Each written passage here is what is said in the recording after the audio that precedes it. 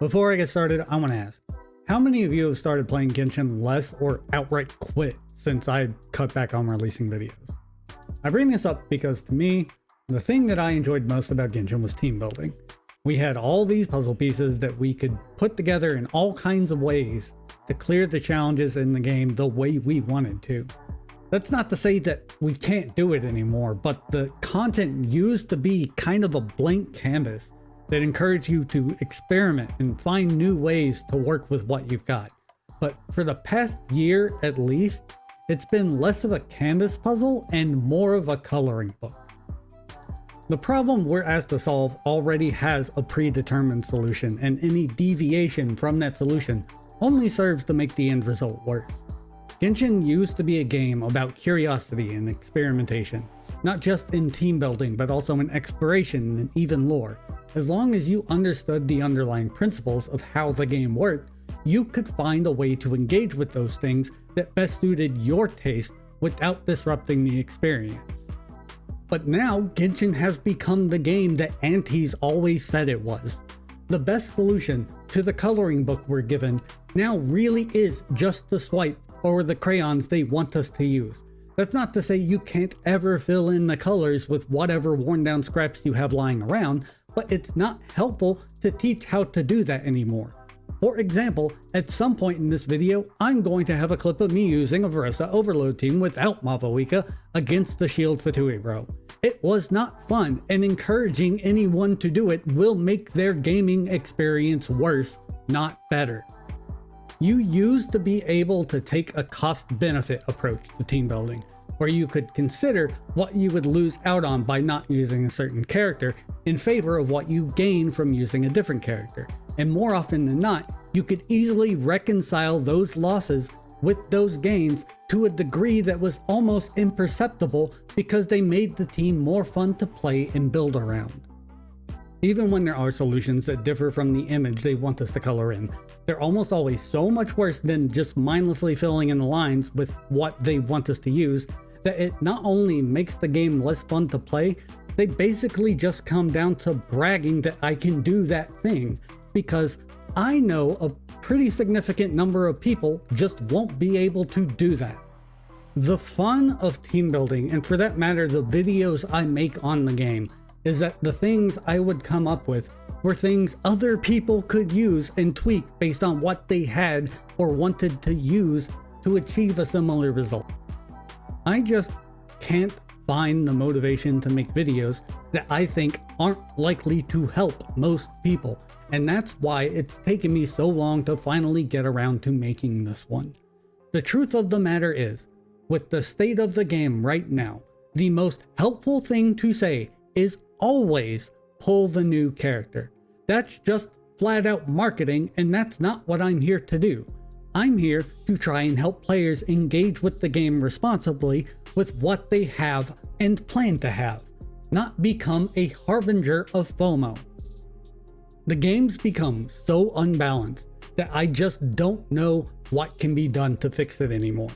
I don't think there's a solution to this problem outside of just nerfs and rebalancing, which Hoyo can't do. They got sued for trying to fix an exploit that their sponsored CCs used to promote Nouvelette for like a year, and then they reversed course on it within like a day, even offering compensation for daring to fix it. So I don't see any way for the game to return to what it was when I was excited to make videos about it. Like I mentioned, my primary motivation in making videos is always because I feel like I have something to say that might be helpful to someone. That's why it's taken this long for me to say anything, because I really just don't have anything helpful to say at this point. I don't see a way to fix this, and I can no longer even imagine the game returning to a state where it can provide me with anything to say remotely as helpful as pull X new character. Like I said, I'm not here to market the game. If those are the most helpful videos I can make, I just won't make videos about the game.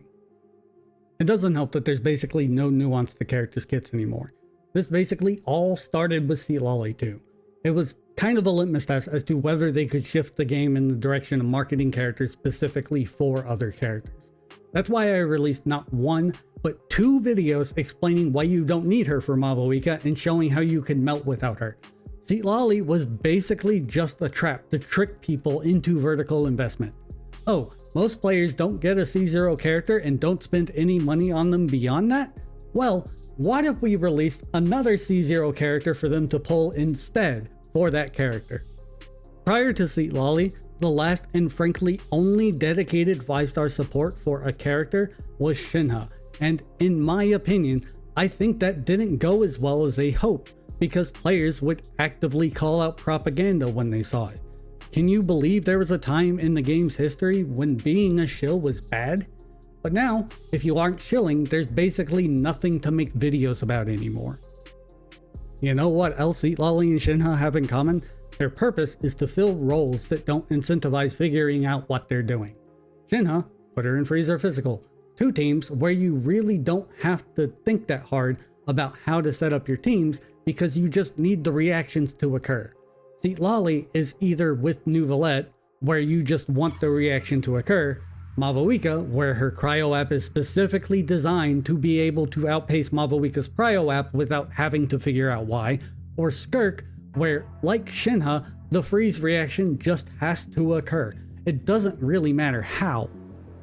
That's what I meant by characters not having nuance anymore. Is there really any reason to fiddle around with application in a lunar charge team? No, you trigger electro charge and it's constantly refreshed when you apply electro and hydro. You could optimize it to get more lunar charge reactions, but the reaction itself kinda sucks, and every character but Innefa is centered around getting a set number of talent damage procs or stacks in a rotation, so getting more reactions doesn't do anything to actually help them because they'll get those procs regardless. It's the same story with Lunar Bloom and Lunar Crystallize. You don't really need to put any thought into how you'll get those reactions because the characters are designed to where they'll just get what they need without any consideration from the player. Pull X and it will just work. Sounds nice at first, but it defeats the purpose of the sandbox they built. Let's put it another way. Somehow, now that we're past our 100th character release in Genshin, there is less flexibility to team building than there was when there were 23.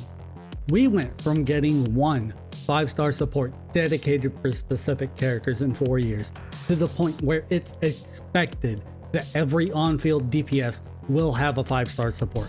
Mavuika and Seatlali, Skirk and Escoffier, Innefa and Flans, Nefer and Lama, and now we have Sabai with Columbina, a C6 4-star, and supposedly a dedicated 5-star support upcoming. Again, that's not to say you can't color outside the lines, but doing it has never been more of a pain in the ass than it is now. And the thing that bothers me the most is that for a while there, I did have a little bit of hope. Innefa and the Nodcry set made a lot of older characters playable again.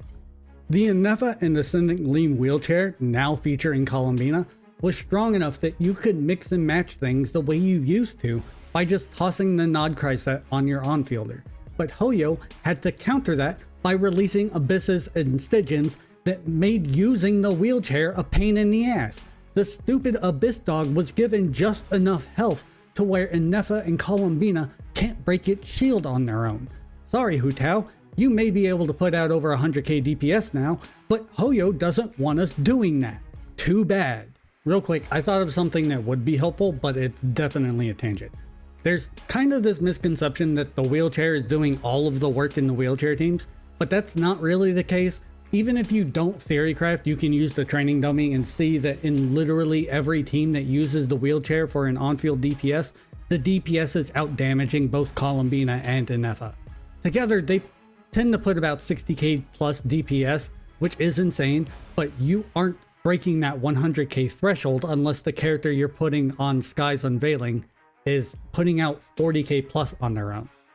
Except it's not helpful because Hoyo goes out of their way to design their content so you don't use the wheelchair that way.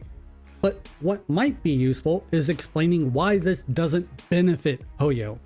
It's not just me they're losing. Jeff announced that he's no longer doing post releases. Why would he? Characters are now just crayons used to fill in lines. He said everything to say about a character before they've even released.